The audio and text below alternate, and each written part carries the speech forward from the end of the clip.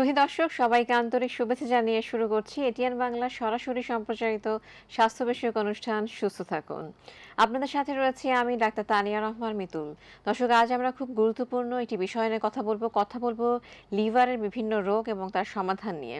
আমাদের সাথে আজ এদেশের একজন স্বনামধন্য অধ্যাপক উপস্থিত রয়েছেন। আমাদের সাথে রয়েছেন অধ্যাপক ডাক্তার মোহাম্মদ জাকির হোসেন, বিভাগীয় প্রধান, গ্যাস্ট্রো লিভার রোগ বিভাগ, vice principal, sir Salimullah medical college. দর্শক, আমাদের এই আলোচনায় আপনারা অংশগ্রহণ করতে পারেন আমাদের স্ক্রিনে দেখানো নাম্বারে ফোন করার মাধ্যমে, এবং আপনারা অবশ্যই ফেসবুক পেজে সরাসরি দেখতে পারেন facebook.com এটিএন বাংলা অনলাইনে ক্লিক করার মাধ্যমে। অবশ্যই অনুরোধ করব ফোন করার সময় টিভির ভলিউমটা একটু কমিয়ে নেবার জন্য। স্যার, প্রথমে অনুষ্ঠানের পক্ষ থেকে আন্তরিক শুভেচ্ছা, কেমন আছেন? আলহামদুলিল্লাহ, আমি ভালো আছি। আপনাকেও শুভেচ্ছা। এবং স্যার, আপনাকে অনেক ধন্যবাদ। আমরা আসলে খুব গুরুত্বপূর্ণ একটি বিষয় নিয়ে কথা বলবো, লিভারের বিভিন্ন রোগ। তো প্রথমেই জানতে চাইবো যে লিভারের কি ধরনের রোগ নিয়ে রোগীরা আপনাদের কাছে আসে? ধন্যবাদ আপনাকে। লিভারের বেশ কিছু রোগ নিয়ে আমাদের কাছে রোগীরা এসে থাকে। এর মধ্যে আমি যদি গুরুত্বপূর্ণ বলি, একটা হচ্ছে যে ফ্যাটি লিভার একটা রোগ আছে, সেটা নিয়ে আসে। এছাড়া ক্রনিক হেপাটাইটিস বি ভাইরাস এবং সি ভাইরাসে আক্রান্ত রোগীরা আমাদের কাছে এসে থাকে। জন্ডিস নিয়ে অনেক রোগী এসে থাকে এবং সিরোসিস অফ লিভার এই জাতীয় ডিজিজ নিয়ে এসে থাকে। আবার অনেক সময় লিভারের রোগের জন্য পেটের মধ্যে পানি চলে আসে, সেটারও অনেক কিছু কারণ আছে। এই সমস্ত ব্যাপার নিয়ে মোটা দাগে আসলে লিভারের রোগীগুলো আমাদের কাছে এসে থাকে। স্যার, ইদানিং ফ্যাটি লিভার ব্যাপারটা আমরা খুব দেখতে পাচ্ছি। অনেক সময় দেখা যাচ্ছে যে রোগীর কোনো সিমটম নাই, কিন্তু একটা আলট্রাসোনোগ্রাফি করেছেন অন্য কোনো কারণে, হোল অ্যাবডোমেন, তার আসলে ফ্যাটি লিভার এসেছে। তো ফ্যাটি লিভার জিনিসটা কি, যদি আমাদের সাধারণ রোগীদের মানে উদ্দেশ্য করে একটু বলতেন, সহজ করে বলতেন যে ফ্যাটি লিভার আসলে কি? ধন্যবাদ। আসলে আপনি ঠিকই বলেছেন যে ফ্যাটি লিভারটা আজকাল বেশ অনেকের কাছেই পরিচিত একটা লিভারের সমস্যা বা রোগ হিসেবে মানুষ মেনশন করে। এটা আসলেই অন্যান্য যদি কোনো কারণে পেটের একটা আলট্রাসোনোগ্রাফি রোগী করে থাকে, অনেক কারণেই পেটের আলট্রাসোনোগ্রাফি দিয়ে থাকে বিভিন্ন চিকিৎসার ক্ষেত্রে, তখন দেখা যায় যে লিভারের ফ্যাটি লিভারটা ধরা পড়ে। তো এটা আসলে সাইলেন্ট, প্রথমে বোঝাই যায় না। ইভেন এটার বিভিন্ন গ্রেডিং করে থাকি আমরা, grade 1 2 3, even more than that হলেও কিন্তু অনেক সময় সিমটম থাকে না। তো এটা আলট্রাসোনোগ্রাফির মাধ্যমে ধরা পড়ে। এটা হচ্ছে কি, ফ্যাটি লিভার হচ্ছে লিভারের যে টোটাল ভলিউম আছে বা লিভারটা যতটুকু বড়, সাধারণভাবে একটা মানুষের লিভারের যদি আমি ধরি 100 ভাগের 5 ভাগ পর্যন্ত ওজনটা সেই ফ্যাট দিয়ে হবে বা চর্বি দিয়ে হবে। যখনই এটা 100 ভাগের থেকে 5 ভাগ ছাড়িয়ে যায়, তখন এটাকে ফ্যাটি লিভার বলি। তো সেই ক্ষেত্রে এই ফ্যাটি লিভারের গ্রেডিং করা হয়, বিশেষ করে আলট্রাসোনোগ্রাফি, এছাড়া আরও কিছু পরীক্ষা আছে, গ্রেড করে 1 2 3 এইভাবে করা যায়। তো সেটা লিভারে ফ্যাট জমা হয়, সেটার নানান কারণ আছে। তো মোটা দাগে ফ্যাটি লিভার বলতে এটাই বোঝায়। তো এই ফ্যাটি লিভার খুব একটা কনসার্নের ব্যাপার। স্যার, এবার জানতে চাইবো যে ফ্যাটি লিভারের কোনো কারণ কি রয়েছে কিনা, কি কারণে আসলে ফ্যাটি লিভার হতে পারে? ধন্যবাদ। আসলে কিছু ডিজিজেস আমরা মেটাবলিক ডিজিজ বলি, আমাদের মেডিসিন বা গ্যাস্ট্রো লিভার রিলেটেড ব্যাপারে আছে। যেমন ধরুন যে কোনো রোগীর যদি ডায়াবেটিস থাকে এবং হচ্ছে হাইপারটেনশন থাকে, তার ওয়েস্ট সার্কামফারেন্স মানে হচ্ছে যে আমাদের দেখা যায় যে মানে সোজা বাংলায় যদি বলি ভুঁড়ি হওয়ার একটা টেন্ডেন্সি থাকে আমাদের মানুষদের, বিশেষ করে যারা সেডেন্টারি ওয়ার্ক, শহুরে মানুষ, চাকরিজীবী মানুষ বা হাউসওয়াইফ আমরা যারা থাকি, যে কায়িক পরিশ্রম বেশি করা হয় না, আমাদের দেখা যায় যে আমাদের খাবারটা বার্ন হয় না, আমাদের পেটের মধ্যে চর্বি জমে যায়। তো কারো যদি পেটে চর্বি বেশি থাকে, ডায়াবেটিস থাকে অথবা না থাকে, ফিজিক্যাল অ্যাক্টিভিটি যদি কম থাকে, খাবার দাবারে যদি সচেতন না হন, বিশেষ করে ফ্যাটি লিভারের মূল কারণটাই হচ্ছে যে খাবার থেকে যদি হয়, সেটা কার্বোহাইড্রেটস খাবার আমরা বেশি খেয়ে থাকি। যেমন আমাদের বাংলাদেশি মানুষেরা বা বাঙালি স্বভাবের মধ্যে আমরা ভাত খেয়ে থাকি, রুটি খেয়ে থাকি, এগুলো বেশি খেয়ে থাকি। তো এই সমস্ত ব্যাপারগুলো যখন আমরা খাই খাবারগুলো, তখন এই এক্সেস কার্বোহাইড্রেটটা আমাদের ফ্যাট হিসাবে জমা হয়। তো ফ্যাট হিসাবে জমা হতে গিয়ে আমাদের শরীরের নানান অংশে চর্বিটা জমা হয়। এর মধ্যে লিভার একটা বড় পার্ট, যেখানে গিয়ে চর্বিগুলো জমা হয়ে ফ্যাটি লিভার হয়। এছাড়া আরও কিছু কারণেও ফ্যাটি লিভার হয়, সেগুলো সাধারণ মানুষ হয়তো খুব বেশি বুঝবেন না কী কারণে হয়, সেটা চিকিৎসক নির্ধারণ করে সেই অনুযায়ী চিকিৎসা করে থাকেন। স্যার, আসলে কোনো ধরনের লক্ষণ কি? স্যার, একজন দর্শক আমাদের সঙ্গে ফোনে রয়েছেন, আমরা ফোনটি নিচ্ছি। হ্যালো দর্শক, আসসালামু আলাইকুম। ওয়ালাইকুম সালাম। জি, আপনার পরিচয় দিয়ে প্রশ্নটি বলুন। ওয়ালাইকুম সালাম। আমার নাম মোহাম্মদ রুহুল আমিন। আমার বয়স 62। আমার বয়স 62। জি, আপনার বয়স 62, আপনার প্রশ্নটি বলুন। হ্যাঁ, স্যারের কাছে আমার একটা প্রশ্ন। আমার অতিরিক্ত থুতু আসে। হ্যাঁ, আচ্ছা, অতিরিক্ত থুতু আসে। আর কোনো সমস্যা রয়েছে? আর আমার ডায়াবেটিস আছে। জি। হুম, আমার ডায়াবেটিস আছে এবং হার্টেরও প্রবলেম আছে। আচ্ছা, স্যারের কোনো কিছু প্রশ্ন রয়েছে? আর বলুন, আর কোনো সমস্যা আছে কিনা বলুন। এই আর কোনো ইয়ে আর কোনো সমস্যা নাই, থুতুটা অতিরিক্ত বেশি থুতুটাই আসে আর কি না। আচ্ছা, বুঝতে পেরেছি। ধন্যবাদ আপনাকে দর্শক। তো আপনার যে অন্যান্য কিছু ডিজিজ আছে, আপনি মূল কনসার্নটা হচ্ছে যে আপনার থুতু বেশি হয়। থুতু বেশি হওয়ার আসলে অনেকগুলো কারণ থাকে। এমনি সাধারণ মানুষ আপনাকে হয়তো বলতে পারে যে আপনার কৃমি হয়েছে এজন্য মুখে থুতু আসে। এটা একটা কারণ হতে পারে, কিন্তু এর চেয়ে আরও বেশি কারণ হচ্ছে যে আপনার মুখের মধ্যে কোনো প্রবলেম থাকতে পারে। কারো দাঁতে প্রবলেম থাকে, দাঁতের মাড়িতে প্রবলেম থাকে, বা দাঁতে ক্যারিজ বা ক্ষয় থাকে, অথবা দেখা যায় যে সকালবেলা দাঁত ব্রাশ বা যে কোনো সময় দাঁত ব্রাশ করতে গেলে একটু রক্ত আসে। এই মাড়ির কোনো ব্যাপারের জন্য থুতু বেশি আসতে পারে। মুখের ভিতরে কারো কারো মাঝে মাঝে ঘা হয় বা একটু ঝাল লাগে, সোর বলি আমরা, সেখান থেকে থুতু বেশি আসতে পারে। ইভেন এমন কিছু কন্ডিশন আছে যেটা হচ্ছে আমাদের যে থুতু তৈরি হয়, সেই থুতু তৈরি হওয়ার জন্য কিছু গ্রন্থি বা গ্ল্যান্ড আছে যেটা আমাদের মুখের আশেপাশে থাকে, যেটা প্যারোটিড গ্ল্যান্ড আমাদের কানের পাশে থাকে। ওই সমস্ত এই প্যারোটিড গ্ল্যান্ড বা ওখানে যদি কোনো ডিজিজ তৈরি হয়, তখনও কিন্তু অতিরিক্ত থুতু আসতে পারে। তো আপনার অন্যান্য ডিজিজগুলোর জন্য নিশ্চয়ই আপনি ওষুধ নিচ্ছেন বা নিকটবর্তী চিকিৎসক দেখাবেন। তবে মুখে এই থুতু আসার ব্যাপারটাতে আপনি প্রাথমিকভাবে কৃমির ওষুধটা খেয়ে নিতে পারেন, দাঁত ব্রাশ করতে পারেন ভালো করে, কালো গরম পানির গড়গড়া করতে পারেন, এগুলো ন্যাচারাল কিছু করতে পারেন। সেটা যদি আপনার চলে না যায়, আপনি আপনার নিকটবর্তী পরিপাকতন্ত্র এবং লিভার বিষয়ক অথবা যদি না পান মেডিসিন বিশেষজ্ঞকে দেখালে ওনারা সেই কারণটা নির্ণয় করে আপনাকে চিকিৎসা দিলে আপনি ভালো হয়ে যাবেন। ধন্যবাদ। অনেক ধন্যবাদ স্যার আপনাকে। এবার জানতে চাইবো যে আমরা ফ্যাটি লিভার নিয়ে কথা বলছিলাম। জি, যে ফ্যাটি লিভার স্যার কোনো সিম্পটম প্রকাশ করে কিনা কখনো? ফ্যাটি লিভারের মোস্টলি কোনো সিমটম করে না, তবে গ্রেড 3 যদি হয়, লিভারটা যদি বড় হয়ে যায়, তখন আমরা এটাকে বলি হেপাটোমেগালি, মানে লিভারের একটু বড় হয়ে যায়। তো যখনই লিভারটা গ্রেড 3 অবস্থায় বড় হয়ে যায়, তখন কিন্তু কিছুটা সিমটম হতে পারে। ইউজুয়ালি কোনো পেইন বা ব্যথা হয় না, তবে পেটের উপরের অংশে মাঝামাঝি অথবা ডান পাশে যেই জায়গাটাতে আমাদের লিভারটা আসলে থাকে, সেটা বড় হয়ে গিয়ে একটা চাপ তৈরি করতে পারে, একটা ডিসকমফোর্ট, অস্বস্তি, কেমন যেন অস্বস্তি লাগছে পেটের ডান পাশে, বা হালকা পেইন হতে পারে যেটা টলারেবল, এটার জন্য তেমন যে হাসপাতালে যেতে হবে এরকম না, বাট সামান্য ব্যথা অথবা অস্বস্তি এরকম সিমটমই ইউজুয়ালি দেয়। এছাড়া আসলে বেশি সিমটম দেয়া মানে ফ্যাটি লিভার হয় না। ফ্যাটি লিভার থেকে কোনো ধরনের কমপ্লিকেশন হতে পারে ইয়েস, কিনা? এটা খুবই কনসার্ন একটা ব্যাপার। ফ্যাটি লিভার থেকে কমপ্লিকেশন হয়, এবং আমি পরিপাকতন্ত্র এবং লিভারের একজন চিকিৎসক, আমি দীর্ঘদিন এই বিষয়ে কাজ করি, ছাত্রদেরকে পড়াই। এবং হচ্ছে যে এই ফ্যাটি লিভার হচ্ছে, যেহেতু ফ্যাটি লিভার প্রাথমিক স্টেজে গ্রেড 1, তারপরে গ্রেড 2, তারপরে গ্রেড 3, আমরা যদি সচেতন না হই, ফ্যাটি লিভারের চিকিৎসা না নিই, ফ্যাটি লিভারের জন্য ডাক্তারের পরামর্শ না নিই, তাহলে গ্রেডিংটা বাড়তেই থাকে। এক পর্যায়ে হয় কি, লিভারের সিরোসিস বলে একটা খুব কমন ডিজিজ আছে, এটা আমাদের অনেকেই জানি আমরা। সেই সিরোসিসের একটা বড় কারণ কিন্তু ফ্যাটি লিভার। এটা অনেকেই আমরা জানি না, আমরা ইগনোর করতে পারি যে ফ্যাটি লিভার থেকে কি আর সিরোসিস হবে। ইভেন সিরোসিস কেন, লিভার ক্যান্সারও হতে পারে। তো একটা কথা আমি বলি সবসময় যে হেপাটাইটিস বি এবং সি ভাইরাস থেকে ইউজুয়ালি আমরা জানি যে লিভারের সিরোসিস হয়, লিভারের ক্যান্সার হয়।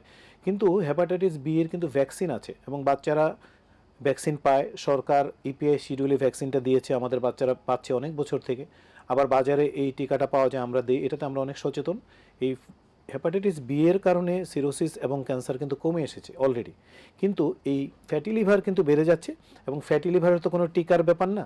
আপনি যদি প্রিভেন্ট না করতে পারেন, এক্সারসাইজ না করেন, খাওয়া দাওয়া সচেতন না হন, চিকিৎসকের শরণাপন্ন না হন, এটাকে গুরুত্ব না দেন, তাহলে গ্রেড বাড়তে বাড়তে এক পর্যায়ে সিরোসিস হবে এবং সেখান থেকে লিভার ক্যান্সার হবে। এবং এই ডিজিজগুলো বা এই রোগগুলো ফ্যাটি লিভারের কারণে আমরা এখন ইভেন ভাইরাসের চেয়েও বেশি আজকাল পাচ্ছি। সো এটা খুবই ইম্পর্টেন্ট। ব্যাপারটি খুবই গুরুত্বপূর্ণ স্যার। এবার জানতে চাইবো যে ফ্যাটি লিভারের ম্যানেজমেন্টটা কি হবে? হ্যাঁ, এটা ফ্যাটি লিভারের ম্যানেজমেন্ট, অনেকে মানুষ মনে করে যে ফ্যাটি লিভারের কোনো ম্যানেজমেন্ট নাই, এটার কোনো চিকিৎসা নাই। এটাকে আমি 3 ভাগে ভাগ করতে চাই।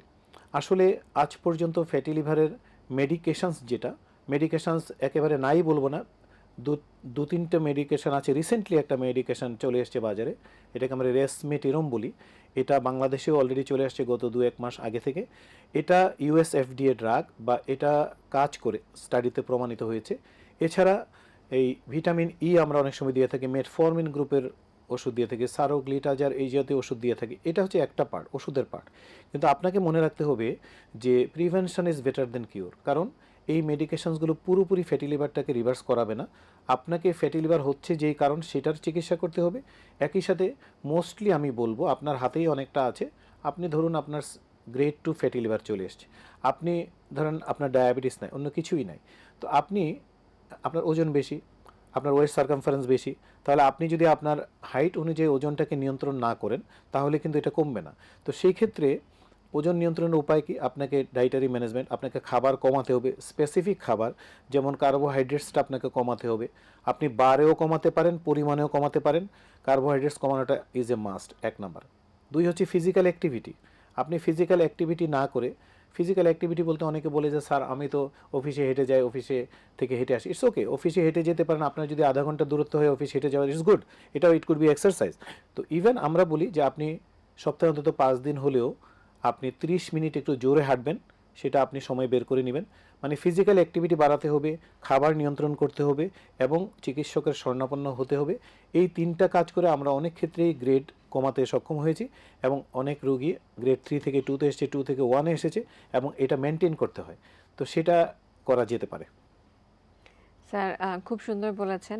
এবার জানতে চাইবো যে ফুড হ্যাবিট, খাবার দাবার আসলে কেমন হবে যাদের ফ্যাটি লিভার অলরেডি হয়ে গেছে, যাদের গ্রেড 2 তে রয়েছে, তাদের ক্ষেত্রে আমি জানতে চাচ্ছি। ওকে, ধরুন আপনি স্পেসিফিক্যালি বলেন গ্রেড 2। গ্রেড 2 এটা হচ্ছে আলট্রাসোনোগ্রাফির মাধ্যমে আমরা বুঝতে পারি। সাথে আমরা ফাইব্রোস্ক্যান একটা পরীক্ষা আছে অনেক সময় দিয়ে দেখি যে এটার কী অবস্থায় আছে। এখন আমি বলবো, ধরুন আমি আমার পেশেন্টদেরকে এইভাবে বলি যে দেখুন আপনি আপনার উচ্চতা অনুযায়ী ওজনের একটা চার্ট আছে, আপনি রেঞ্জে আসেন। তো রেঞ্জে আসতে গেলে আপনাকে যে ফুড হ্যাবিটের ব্যাপারে বিশেষ করে এই যে বললাম যে কার্বোহাইড্রেটস আমরা বেশি খাই, এমন হতে পারে আমি আমার রোগীদের পরামর্শ দিই যে স্যার আমরা ফুড হ্যাবিট সম্পর্কে জানবো। আমাদের সঙ্গে একজন দর্শক রয়েছেন ফোনে, আমরা ফোনটি নিচ্ছি। ওকে। হ্যালো দর্শক, আসসালামু আলাইকুম। ওয়ালাইকুম আসসালাম। জি, আপনার পরিচয় দিয়ে প্রশ্নটি বলুন। আমার নাম জাহিদুল ইসলাম, আমি গাইবান্ধা ডিস্ট্রিক্ট থেকে বলছি। আপনি? জি বলুন দর্শক, বলুন আপনার প্রশ্নটি বলুন। আমার প্রশ্ন, আমার ডায়াবেটিস খাওয়ার আগে 6 এবং খাওয়ার পরে 8 পর্যন্ত থাকে এবং আমার প্রেশার নাই, কিন্তু আমার হচ্ছে শরীর শুকিয়ে যাচ্ছে, দিনে পেট শুকিয়ে যাচ্ছে। খাবার তো আমি অল্প খাই, দুপুরে ভাত খাই, 2 বেলা রুটি খাই, কিন্তু আমার পেট খেলে শুকিয়ে যাচ্ছে, দিনে শরীর শুকিয়ে যাচ্ছে খালি। আপনাকে অনেক ধন্যবাদ। স্যারের কোনো প্রশ্ন রয়েছে? আপনার ডায়াবেটিস তো আপনি বলছেন যে খাওয়ার আগে যেটা, খাবার পরে যেটা, এটা কিন্তু অ্যাকসেপ্টেবল। আপনার ডায়াবেটিস কন্ট্রোলে আছে, নাম্বার 1। তো আপনি শুকিয়ে যাচ্ছেন, তো ডায়াবেটিস হলে ডায়াবেটিসের কারণেও শুকাতে পারে, কিন্তু আপনার ডায়াবেটিস কন্ট্রোলে আছে, সেই জন্য আপনাকে আমার মনে হয় ওজন কমে যাওয়ার আরও অনেকগুলো কারণ থাকতে পারে, নট নেসেসারিলি যে আপনার ডায়াবেটিস থেকে ওজনটা কমেছে। স্যার আমার ওজন 50 কেজি হয়েছে স্যার। আচ্ছা, সেটা যদি আগে বেশি থাকে, মানে আমরা বলি যে সিগনিফিকেন্ট ওয়েট লস, আপনার 6 মাসে যদি আপনার 5 কেজির ওজন মানে বেশি কমে যায়, তাহলে এটা চিন্তার ব্যাপার আছে। এবং সেটার জন্য শুধু ডায়াবেটিস তো একটা কারণ, আর ডায়াবেটিস আপনার কন্ট্রোলেই আছে বলা যাবে যদি আপনি যে রেঞ্জ বললেন। সেক্ষেত্রে আমার মনে হয় ওজন কমার আরও নানান কারণ আছে, এটা অনেকগুলো কারণ আছে। সেই ক্ষেত্রে আপনাকে নিকটবর্তী বিশেষজ্ঞ চিকিৎসকের কাছে যাবেন আপনি। পরিপাকতন্ত্র, লিভার বিশেষজ্ঞ হতে পারে, মেডিসিন বিশেষজ্ঞ হতে পারে। ওনারা আপনাকে ফিজিক্যালি দেখে, আপনাকে পরীক্ষা নিরীক্ষা করে নির্ণয় করবেন যে কেন আপনার ওজন কমে যাচ্ছে। তো ডায়াবেটিস ভালো আছে, এটা আপনার একটা ভালো লক্ষণ, আপনি এটা মেনটেন করেন। কিন্তু আপনি ওই ওজন যদি দ্রুত কমতে থাকে, এটা কিন্তু অ্যালার্মিং ব্যাপার। আপনি নিকটবর্তী ডাক্তারের শরণাপন্ন হন, ওনারা নিশ্চয়ই আপনার রোগ ধরতে পারবেন এবং চিকিৎসা দিতে পারবেন। ধন্যবাদ। ধন্যবাদ স্যারকে। স্যার আমরা কথা বলছিলাম যে ফুড হ্যাবিটটা কেমন হবে। তো কার্বোহাইড্রেটস কমাতে হবে কিভাবে? আমি পেশেন্টদেরকে বলি যে দেখেন আপনি 3 বেলা খাবার জায়গায় আপনি 2 বেলা খান। এরকম বলি যে আপনি সকালে একটু ভালো করেই খান, দুপুরে আরেকটু কম খান, রাতে খুব একটা খাবেন না। তো বলে যে স্যার রাতে তো আমি কি উপোস থাকবেন না? উপোস থাকবেন না। আপনি রাতে খেতে পারেন যে আপনি যে কোনো, সাপোজ আপনি একটা খেজুর খেলেন বা 2 পিস শসা খেলেন বা একটা অ্যাপেল খেলেন, মানে সাধারণ ছোটোখাটো খাবার, পেট পুরিয়ে না খেয়ে আপনি সিম্পল খাবেন, তাহলে হলো কি আপনার কার্বোহাইড্রেটসের পরিমাণটা কিন্তু কমে যাচ্ছে। আরেকটা পরামর্শ হতে পারে আমাদের মুসলিম রোগীদেরকে আমরা বলি যে আপনি 7 দিনের মধ্যে কিন্তু ইভেন 1 থেকে 2 দিন রোজা রাখতে পারেন। এটাতে আপনার ধর্মীয় কাজটাও হলো, নফল রোজা হলো, একই সাথে আপনার কিন্তু 2 দিনের খাবারটা কমে গেল। তো আমার অনেক পেশেন্ট এই পদ্ধতিটা ফলো করে ওজন কমিয়েছে এবং ফ্যাটি লিভারও কমিয়েছে। আমাদেরকে দেখতে হবে কার্বোহাইড্রেট বেশি হচ্ছে কিনা, একই সাথে ফ্যাটও বেশি হচ্ছে কিনা। অনেকের চর্বি জাতীয় খাবার খুব টেন্ডেন্সি, বিরিয়ানি, পোলাও, এটা সেটা দাওয়াত খাচ্ছে, পেস্ট্রি খাচ্ছে, ফাস্টফুড খাচ্ছে, এটাও কিন্তু একটা বড় কারণ। আর আরেকটা ব্যাপার বলছি, সেটা হচ্ছে যে বাচ্চাদেরও কিন্তু ফ্যাটি লিভার হয় এবং আমাদের বাচ্চারা ফাস্ট ফুডে আসক্ত এবং হচ্ছে যে জাঙ্ক ফুডে আসক্ত, বাসার খাবার খেতে চায় না, ফুড পান্ডার থেকে আরম্ভ করে এটা সেটা কিনে খায়, এটাও কিন্তু একটা বড় কারণ। সেই জন্য আসলে আমাদের সবাইকে সচেতন হতে হবে ফুড হ্যাবিটের ব্যাপারে। মোস্টলি ফ্যাটি লিভার হচ্ছে আজকাল এই ফুড হ্যাবিটের যে অ্যানোমালি অ্যাজ ওয়েল এজ যে ফিজিক্যাল অ্যাক্টিভিটি কম, এই দুটো জায়গায় আমাদের উন্নতি না করলে আমাদের জন্য একটা মহামারী অপেক্ষা করতেছে কিন্তু। স্যার খুব সুন্দর বলেছেন, আসলে আমাদের জন্য মহামারী অপেক্ষা করছে। আমাদের সঙ্গে একজন দর্শক রয়েছেন, আমরা ফোনটি নিচ্ছি। হ্যালো দর্শক, আসসালামু আলাইকুম। ওয়ালাইকুম সালাম। জি দর্শক, আপনার পরিচয় দিয়ে প্রশ্নটি বলুন। আমি বরিশাল থেকে বলছি, আমার নাম হচ্ছে সুরমা। জি সুরমা, আপনার প্রশ্নটি বলুন। আমার প্রশ্ন হচ্ছে, আমার কিছুক্ষণ পরে পরে প্রচন্ড গরম লাগে, আমার মাথা একেবারে আগুন হয়ে যায়, ফেস আর ঘাম বের হয়। আচ্ছা, আমরা স্যারের কাছে বয়স কত বয়স আপনার? কত আপনার? যদি বলেন কাইন্ডলি। আমার বয়স 45, আর এই অনেক শীতেও আমি ফ্যান চালাই ঘুমাইছি। আচ্ছা, আপনার আর কোনো প্রবলেম আছে না, এটা নিয়ে জানতে চাচ্ছেন শুধু? জি আর কোনো সমস্যা রয়েছে কিনা? হ্যাঁ, আমার থাইরয়েডের সমস্যা আছে। আচ্ছা, ধন্যবাদ আপনাকে। আপনি বললেন বয়স আপনার 45, তো এটা একটা ব্যাপার, থাইরয়েডের প্রবলেম আছে। থাইরয়েডের প্রবলেম বিভিন্ন রকমের থাকে, কোনো একটা ফরম্যাটে আপনার আছে। তবে হরমোন রিলেটেড ব্যাপার এবং হচ্ছে যে 45 বছর বয়স একজন মহিলা মানুষের কিছু পরিবর্তন হয়। তো সেই ক্ষেত্রে যেটা হতে পারে যে আপনার থাইরয়েড ফাংশনটা ঠিক আছে কিনা, আপনার থাইরয়েডের যিনি চিকিৎসা দিচ্ছেন মাঝে মাঝে টেস্ট করে দেখতে হয় যে থাইরয়েড হরমোনের লেভেল ঠিক আছে কিনা। এটার কম বেশির জন্য কিন্তু আপনার এই প্রবলেমটা হতে পারে, নাম্বার 1। নাম্বার 2 হচ্ছে যে মহিলাদের এই বয়সে যখন ওনাদের মেনোপজে যায়, মানে পিরিয়ডটা বন্ধ হতে শুরু করে বা হওয়ার একটা সময় আসে, তখনও কিন্তু এই ধরনের কিছু হরমোনাল চেঞ্জ হয়, যেখান থেকে কিন্তু আপনার যে হঠাৎ বেশি গরম লাগে বা এই ধরনের কিছু অ্যাবনর্মাল সেন্সেশন হতে পারে। তো আমি বলবো যে আপনার হরমোনের ডাক্তারের কাছেই যদি আপনি পরামর্শটা করেন, তাহলে বেটার হবে কি দুটো জিনিস। এক হচ্ছে যে আপনার থাইরয়েডের ব্যাপারটা ওনারা সর্ট আউট করবেন, পরীক্ষা করে দেখবেন ঠিক আছে কিনা, ওষুধের ডোজটা ঠিক আছে কিনা, কতদিন চালাবেন, কিভাবে খাবেন। একই সাথে আপনার গাইনোকোলজিক্যাল কোনো প্রবলেম আছে কিনা, বা এটার পরীক্ষা নিরীক্ষা করলে আপনার গাইনোকোলজিক্যাল হরমোন বা মেনোপজের সাথে যে রিলেটেড যে হরমোন, এখানে কোনো সমস্যা আছে কিনা, এগুলো দেখে ওনারা আপনাকে সঠিক একটা পরামর্শ দিতে পারবেন। ধন্যবাদ। ধন্যবাদ স্যার। এবার জানতে চাইবো যে আমরা হেপাটাইটিস বির কথা বলছিলাম। তো স্যার আমাদের সঙ্গে একজন দর্শক রয়েছেন ফোনে, আমরা ফোনটি নিচ্ছি। হ্যালো দর্শক, আসসালামু আলাইকুম। দর্শক শুনতে পাচ্ছেন? জি ওয়ালাইকুম সালাম, আপনার পরিচয় দিয়ে প্রশ্নটি বলুন। হ্যালো, আমার আম্মু পিত্তনালীতে পাথর হচ্ছে। জি, তারপর কিছু খেলে পেটটা ফেটে যায় আর দিন দিন পেটটা বেশি বেড়ে যাচ্ছে। কোনো কিছু খেয়ে মানে ওনার পেটে ব্যথা করে। এখন এটার জন্য কি করা যায়? স্যারের কোনো প্রশ্ন রয়েছে? আপনি বলছিলেন আপনার আম্মুর পিত্ত নালীতে পাথর হয়েছে, এটা কি পিত্ত নালীতে হয়েছে না পিত্ত থলিতে হয়েছে? আপনারা কি কোনো পরীক্ষার মাধ্যমে সেটা জানতে পেরেছেন? ওনার আগে পিত্তথলিতে পাথর হয়েছিল, ওটা অপারেশনের মাধ্যমে ফেলে দেওয়া হয়েছে। এরপরে এখন আবার চেক করার পরে এটা পিত্তথলিতে পাথর ধরা পড়ছে। পিত্ত নালীতে হয়েছে এখন? আগে তো পিত্তথলি ফেলে দেওয়া হয়েছে, জি জি, এখন কি পিত্ত নালীতে হয়েছে? হ্যাঁ পিত্তনালীতে। আচ্ছা, আমি বুঝতে পেরেছি। এই ধরনের পেশেন্টগুলো আমাদের কাছে বেশি আসে, আমরা যারা গ্যাস্ট্রোলিভারের ডাক্তার। এটা হয়েছে কি, আমি আপনাকে বলি, ধরেন যেনাদের পিত্ত থলিতে বা পাথর থাকে, এনাদের অনেকেরই পিত্ত নালীতেও পাথর থাকে। তো হয়তোবা আপনার মার যখন পিত্ত থলিতে পাথর ধরা পড়েছিল, তখন আলট্রাসোনোগ্রাফি বা এই সাধারণ পরীক্ষার মাধ্যমে ধরা পড়েছিল, তখন হয়তোবা পিত্ত নালীর পাথর হয়তো ছিল না, অথবা থাকলেও সেটা ছোট ছিল, যেটা আলট্রাসোনোগ্রাফির মাধ্যমে ধরা পড়েনি। তো এখন যেটা হয়েছে যে আজকাল আরও আধুনিক পরীক্ষা আছে, এমআরআই বা এমআরসিপি নামে একটা পরীক্ষা আছে, এটা খুব ভালোভাবেই পাওয়া যায়, অন্তত বিভাগীয় স্তর বা বড় জেলা শহরে পাওয়া যায়। আমি জানি না আপনি চিটাগং থেকে বলছেন কিনা, যদি চিটাগংয়ে হয়ে থাকে সেটা এখানে হয়ে থাকে, পরীক্ষাটা হয়ে থাকে। তো পিত্ত নালীতে পাথর যদি হয় সেটা ব্যথা থাকতে পারে, নাও থাকতে পারে, অনেক সময় জন্ডিস ডেভেলপ করতে পারে, অনেক সময় জ্বর আসতে পারে, আমরা কোলানজাইটিস বলি। তো আপনার মার পিত্তনালীর পাথরটা পরিপাকতন্ত্র এবং লিভার বিশেষজ্ঞ পরীক্ষার মাধ্যমে যদি ওনারা মনে করেন যে এই পাথরটা অপারেশন করা দরকার, অথবা আজকাল একটা পদ্ধতি আছে যেটাকে ইআরসিপি বলে, সেটা হচ্ছে এন্ডোস্কোপির মাধ্যমে, একটা স্পেশাল এন্ডোস্কোপি মেশিন আছে সেটাকে ইআরসিপি মেশিন বলে, সেটা দিয়ে অনেক ক্ষেত্রেই কিন্তু পিত্তনালীর পাথরগুলো বের করা যায়। এটা একটা অপশনস। আরেকটা হতে পারে যে আপনার যদি ইআরসিপিতে বের করতে না পারে সেই ক্ষেত্রে কিন্তু অপারেশন আবার করা লাগতে পারে। সেটা আপনি স্পেসিফিক ডাক্তারের কাছে যান, ওনারা ঠিক করে দেবেন কোথায় এটা কিভাবে বের করা যাবে।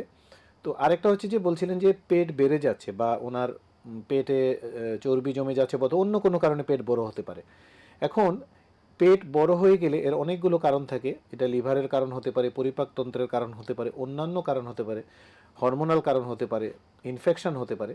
এই পেট বড় হয়ে যাওয়ার কারণ সেটাও বেশ কিছু পরীক্ষা নিরীক্ষার মাধ্যমে বের করা সম্ভব।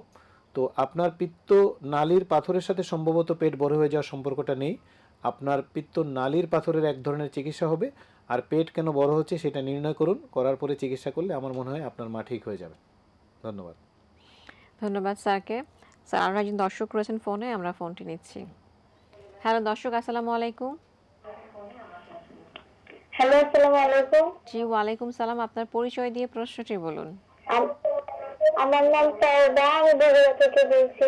জি বলুন, প্রশ্নটি বলুন। টিভির সাউন্ড একটু কমিয়ে নেবেন প্লিজ। আমার হচ্ছে পেটের ডান পাশে অনেক ব্যথা করে আর কোমরে অনেক ব্যথা করে। ডাক্তার দেখাইছে, তো ডাক্তার হচ্ছে বলছে কোনো সমস্যা নাই, আলট্রা করাইছে, কিন্তু কোনো কিছু ধরা পড়েনি। আমার কোন ডাক্তার দেখাইলে মানে ভালো হবে? আচ্ছা, স্যারের কোনো প্রশ্ন রয়েছে? আপনার এই সমস্যাটা কতদিন ধরে হচ্ছে? এটা প্রায় 2-3 মাস ধরে হচ্ছে। আপনার ব্যথাটা কি বেশি হয়, এমন ব্যথা হয় যে হ্যাঁ, এর জন্য বর্তমানে ইনজেকশন দিতে ব্যথাটা হয়? আছে, মানে সবসময় ব্যথাটা থাকে, মাঝে মাঝে অনেক বেড়ে যায়। আচ্ছা, মাঝে মাঝে অনেক বেড়ে যায়। তো সেই ক্ষেত্রে আপনাকে আমি বলছি যে আপনি হয়তো কোনো চিকিৎসককে দেখিয়েছেন, তো কিছু পরীক্ষা হয়তো উনি করেছেন, সাধারণ পরীক্ষা নিরীক্ষা। অনেক সময় দেখা যায় যে সাধারণ পরীক্ষা নিরীক্ষাতে অনেক কারণগুলো বের হয় না। তো যেহেতু আপনি বলছেন যে আপনার ব্যথাটা অনেক সময় অনেক বেশি বেড়ে যায়, সেক্ষেত্রে আমার মনে হয় আপনি আরও একটু সিনিয়র অভিজ্ঞ গ্যাস্ট্রো লিভার বা পরিপাকতন্ত্র লিভারের ডাক্তার দেখাতে পারেন, যেহেতু এটা পেটের সমস্যা। একই সাথে আপনি কোমরের ব্যথার কথাও বলেছেন। তো ফার্দার পরীক্ষা করলে অনেক সময় দেখা যায় যে অ্যান্ডোস্কোপি, কলোনোস্কোপি বা সিটি স্ক্যান, এমআরআই, এমআরসিপি করা লাগতে পারে। তো আপনার ব্যথা বেশ হয় এটাই বোঝা যাচ্ছে এবং আপনি অনেক কষ্ট পান। আমি আপনাকে পরামর্শ দেব যে আপনি একজন সিনিয়র অভিজ্ঞ ডাক্তারকে দেখান, তাহলে উনি পরবর্তী পরীক্ষা নিরীক্ষাগুলো করে আপনার রোগটি নির্ণয় করতে পারবেন। এবং একই সাথে আপনার পেটের উপরের ডান দিকের ব্যথা অনেক ক্ষেত্রেই এটা লিভার রিলেটেড, পরিপাকতন্ত্রের যে লিভার, পিত্তনালী, পিত্তথলি, এই সমস্ত জায়গায় ডিজিজ থেকে হতে পারে। তো সেটা অনেক সময় সিটি স্ক্যানে ধরা পড়ে বা অন্যান্য পরীক্ষা ধরা পড়ে। আপনি সেটা করুন, সেই ক্ষেত্রে আপনার রোগটি ধরতে পারবেন চিকিৎসক, এবং সেই অনুযায়ী আপনাকে চিকিৎসা দিতে পারবেন। ধন্যবাদ। ধন্যবাদ স্যার। আমাদের সঙ্গে আরেকজন দর্শক রয়েছেন ফোনে, আমরা ফোনটি নিচ্ছি। হ্যালো দর্শক, আসসালামু আলাইকুম। ওয়ালাইকুম আসসালাম। জি দর্শক, আমি আব্দুল হালিম বলছিলাম, কারণ ঢাকা থেকে আর কি। জি, এখন জি। আমার বয়স 41। জি আমি বেশ কিছুদিন যাবৎ ওই গ্যাস্ট্রিকে প্রচুর পরিমাণে গ্যাস্ট্রিকের ইয়েতে ভুগতেছি আর কি, প্রচুর পরিমাণে বায়ু হয় আর কি। জি এখন আমার সমস্যা হলো, এখন যাই খাই আমি আর কি তাতে আমার গ্যাস হয়। এখন আমি এর আগে গ্যাস্ট্রো লিভারের ডাক্তার দেখাইছিলাম, উনি বেশ কিছু ওষুধ দিয়েছিল, প্রায় 1 মাসের মতো ওষুধ খাইছি। ওই তখন কিছু একটু কম ছিল, কিন্তু এখন আবার ওই ওষুধ খাওয়া বন্ধ করছি, তারপর থেকে আবার আগের মতোই হচ্ছে আর কি। এখন এটার সাথে কি আসলে আমার কোনো লিভারের কোনো সম্পর্ক আছে কিনা বা কোনো ইয়ে আছে কিনা স্যারের কাছে জানতে চাচ্ছিলাম। আচ্ছা, আপনি কি বাইরে খাবার খেতে হয় আপনাকে? ঘরের বাইরে কি আপনাকে খেতে হয়? না, জাস্ট ওই অফিসে আর কি লাঞ্চটা করি আর কি, আর সবসময় বাসার খাবার খাওয়া হয়। আচ্ছা, ধন্যবাদ আপনাকে। আপনার বয়স 40-এর কাছাকাছি, আপনি একজন ইয়াং মানুষ এবং আপনি অফিস করেন, আপনি চাকরিজীবী মানুষ। তো আমার দীর্ঘ অভিজ্ঞতা থেকে আমি যেটা দেখেছি যে 40 বছর বয়সে আপনি যেটা বলছেন যে গ্যাসের সমস্যা, এটা খুব সিরিয়াস ডিজিজ হওয়ার কথা না, যদি না আপনি কিছু পরীক্ষা নিরীক্ষা করিয়ে থাকেন। তো মোস্টলি আমরা দেখেছি যে আপনি যেটা বলছেন যে আপনার একটু যা খান গ্যাস হয়ে যায়, অতিরিক্ত বায়ু হয়।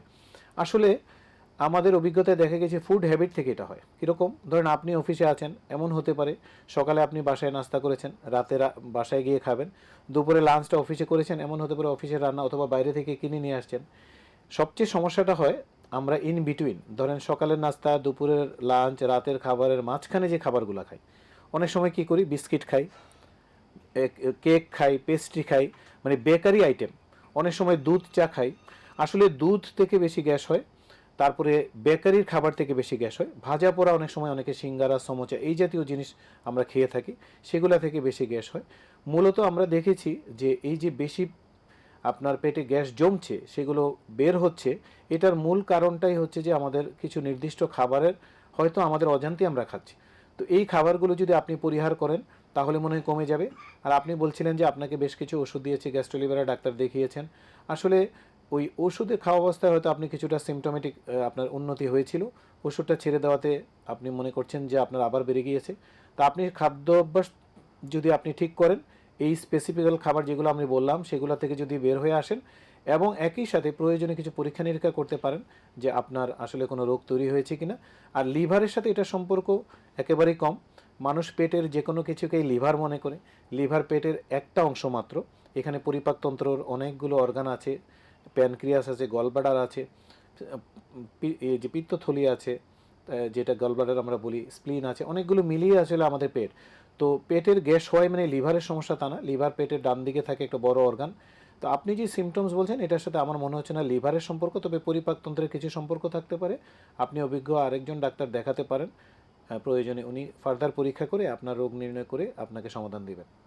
ধন্যবাদ স্যার, অনেক ধন্যবাদ আপনাকে। অনুষ্ঠানের একদম শেষ পর্যায়ে চলে এসেছি আমরা। পরিশেষে এসে দর্শকদের উদ্দেশ্যে কিছু বলার জন্য অনুরোধ জানাচ্ছি। ধন্যবাদ আপনাকে। আসলে আমরা যে চিকিৎসা দিই বা আমাদের কাছে যে ধরনের রোগীগুলো আসে, আজকে যেহেতু লিভারের রোগ নিয়ে কথাবার্তা হচ্ছিল, কিছু কমন রোগ নিয়ে বলছিলাম এবং হচ্ছে যে কিছু মানুষ সেটাও কমন কিছু সিমটম নিয়ে আমাকে বা আমাদেরকে জানতে চাচ্ছিলেন।